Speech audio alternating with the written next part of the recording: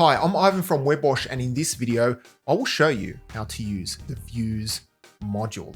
The Views module allows you to query your content and then display it.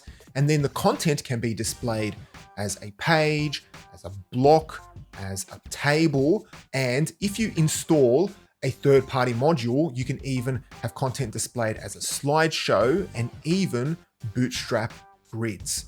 Another way to think of it is Views is just a query builder. You query your content and then you display it. Now, Views has been part of Drupal core since Drupal 8, so there's nothing extra to download. So all you need to do is make sure you have Views and Views UI installed. In this video, you will learn how to create a basic page which lists out all of your articles on your Drupal site.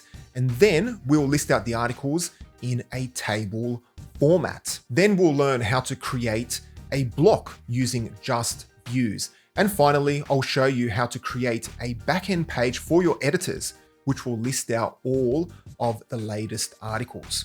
So we have a lot to cover. Let's jump right in. So here is my stock standard Drupal 9, as of this recording, Drupal 9 site. And the only thing I've done is I have downloaded the Devel generate module, and I've generated about 50 articles, just so you can see all the articles in Views. And the first thing you want to make sure is they have Views and Views UI installed. So click on Extend and then search for Views, and you should see Views and Views UI. Now, I can guarantee these modules are already installed because it's used in every part of Drupal, but just make sure you have Views as well as Views UI. So let's now start things off by creating our first view. Now, to do that, just go to Structure and then click on Views. And here you can see all of the views that ship with other modules. And you can see we have one for comments, content, front page, people, pretty much any of the tables in the backend are now controlled by Views. And to create a view, all you need to do is click on Add View. And then here we can enter in the view name. So for this example, because it's going to list out the latest articles, I will call it latest articles. Original, but you can call it whatever you want. So I'll just type in latest articles. And then we can configure the view. Now, all of this stuff can be changed later on. So you don't have to worry about selecting the right option. It can all be changed later on. And the first thing you want to do is make sure that content is selected from the show dropdown. So this means the content types, and then type of is article, and then sorted by newest first. So this means that we will query all of the content types where content type equals article, sorted by authored on date, so created date. And then you want to click on create a page. This will create the actual page.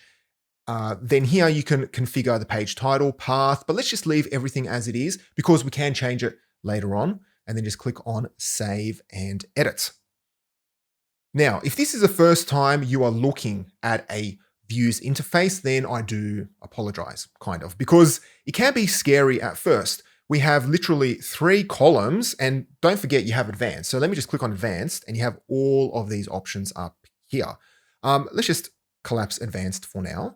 And let's go through the major sections. So the first part would be format. This allows you to control how your content will be displayed. Right now, we are listing out the content as an unformatted list, and it's displaying the article using the teaser view mode. Then below format, you can configure the fields, but because we are listing out the teaser view mode, we can't actually select fields, but we'll cover that in a second. And then you have the filter criteria. This is where you can specify the actual filtering of the list. And here, it is filtering the content by making sure that content is first published and that the content type is article. If you want to display all of your content types, then you would remove this filter criteria where its content equals article. And then finally below that, we have sort criteria, which simply sorts the list. And we are sorting it by created date, or as Drupal calls it, authored on date by descending. And then in the middle, we have this page setting. Now, this page setting is specific to this page display, and we can configure the path, which is latest dash articles. We can configure a menu, which we won't for now, but we can do that.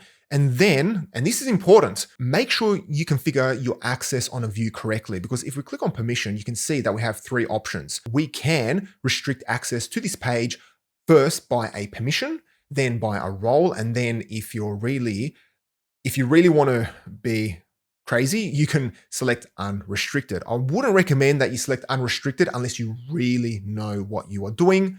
But in our case, the default option is pretty decent. It will display, the restriction to this page will be that you need to have the view published content.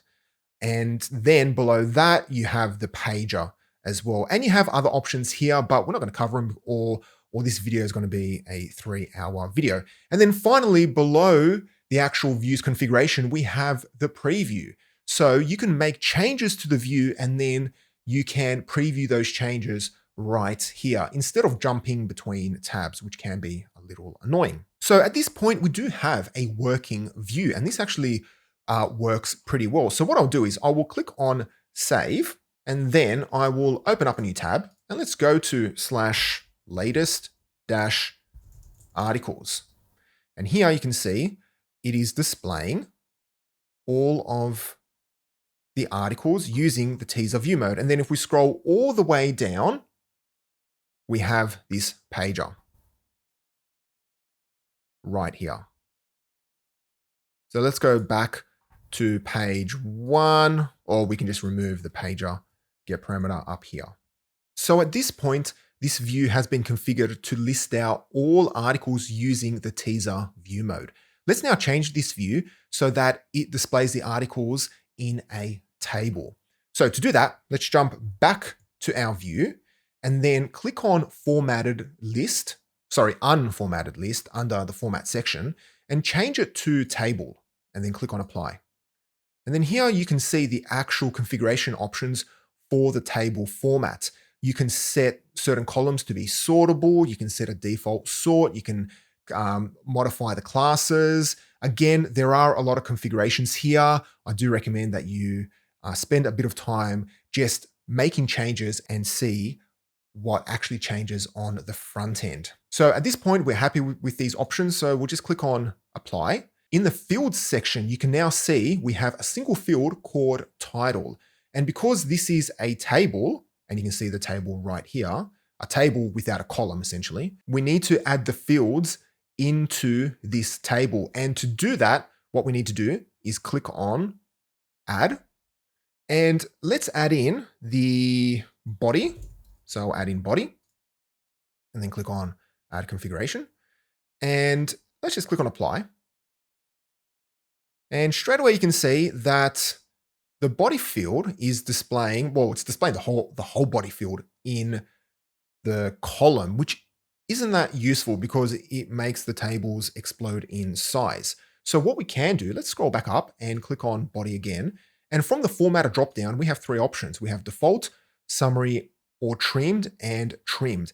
Now, summary or trimmed, I believe we'll use the summary if it's there. If the summary is not there, it'll then use a trimmed version of the body. But in our case, let's just change it to trimmed, and let's set it to 200. So this means that it'll just grab the content from the body field and just simply trim it to 200 characters. And then click on apply. Then you can see that things are a lot more manageable with the body field. Let's click on add again, and this time let's add in the created date, or in our case, it's called, I believe, authored on date. Now, a few things here. First of all, you'll notice an authored by and authored on.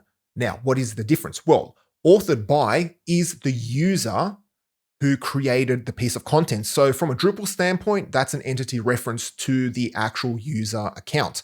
Authored on is the actual created date.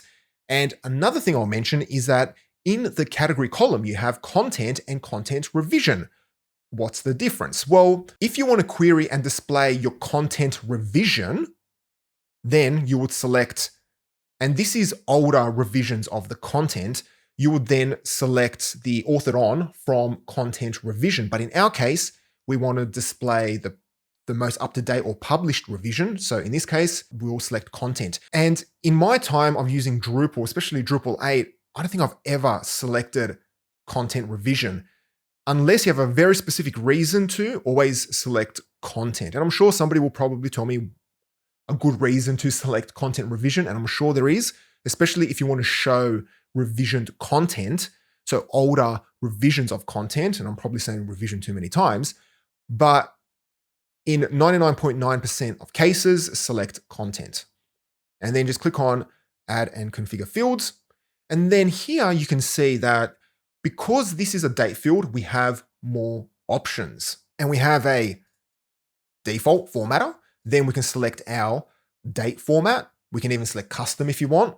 But in this case, let's select something that's very universal, because I always get confused by dates because it's always in two different versions. But this date format removes any ambiguity because you know exactly where the month and day is. So let's select this one and click on Apply. And then if we look in the preview, we can see our columns. So we have authored on, it's looking good. And then click on Add, and let's look for image, because there is an image field on the article content type. So let's click on Add. And again, you can see a different set of options because this is an image field. So from the image style dropdown, let's select thumbnail and then link to, link image to. Let's change it from nothing to content. So it actually links to the article. And then if we scroll down, we can see our image. Let's now reorder the fields so that image is all the way up the front and it is the first column in the table. Now, to reorder is pretty easy. All you need to do is click on this down arrow and then click on rearrange, and then click on the toggle, move it to the top and click on apply. And that is it. And then if we scroll down, we can see our new table order with image, title, body, and authored on. Now that we've finished configuring the table, let's scroll back up and click on save. Then if we jump back to our latest articles page and refresh, we should see our new table right here. And then if we scroll down, we do still have a pager. So we can go to the next page and third page and fourth page and so on and so forth. So at this point, we've created just a page. Now I want to show you how to display this table inside of a block. Now, creating a block is pretty simple with views because we don't have to create another view. Views actually allows you to have multiple displays. A single view can have any number of pages or any number of blocks. So let's jump back to our view. And then from this add button, click on it, and you can see all of these available display types. Now, of course, if you install any number of Drupal's contrib modules, they will also give you other custom display types. But the two most important, in my opinion, are block and also page. So click on add and then click on block. And straight away, you will see that the UI looks pretty much identical. The only extra options we have is this block settings, where we can define the block name, the block category, the allowed settings. And then also we have the access, where we can define the access for this specific block. So let's just save this view. And at this point, we have created the block. Now we need to add it to an actual region so we can see it on Drupal's front end. And to do that, let's go to structure, and I'll open that up in a new tab, block layout, and let's scroll down to sidebar first. And this is the sidebar on the left, I believe. And then if we search for latest, we should see latest articles, and click on place block. Just leave everything as it is and then click on save block. Then we can reorder the block, and let's move it to the top. Then click on save blocks. If we jump to this tab and then refresh, what are we going to see? Well, we're going to see the same table, but now in a block on the left. Now, one thing I do want to mention is that if you have the contextual links module installed now, chances are you do if you've installed Drupal using the standard installation profile. If you have the module installed and you hover over a view, you should see this pencil icon. And if you click on it, it will take you directly to the view edit page. And this is a nice little link which helps you just jump directly to edit the view instead of having to go through structure, views, and finding the view. So I thought I'd just mention that.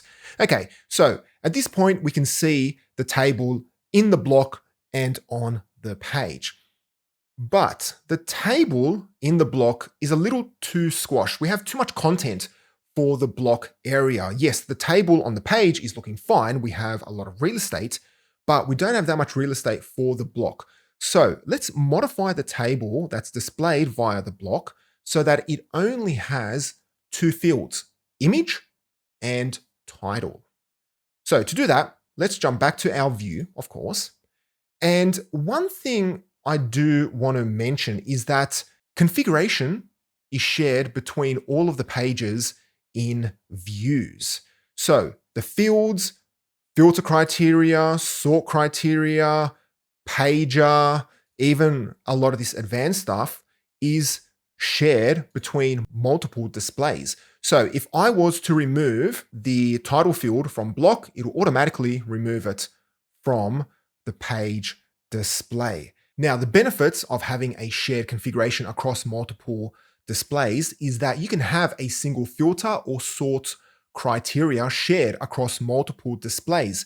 And if you want to make a change, well, you can just make a change once and it automatically applies across all of the displays, which actually helps you a lot when you are creating views with 5 or 6 displays. But views allows you to override configuration at a display level. So we can modify the filter criteria on the block or page level. And we can also change the fields at the display level. So let's go ahead and override the field settings on the block display. So to do that, just click on any of the fields, and then from the For dropdown, select this block override, and then click on Apply.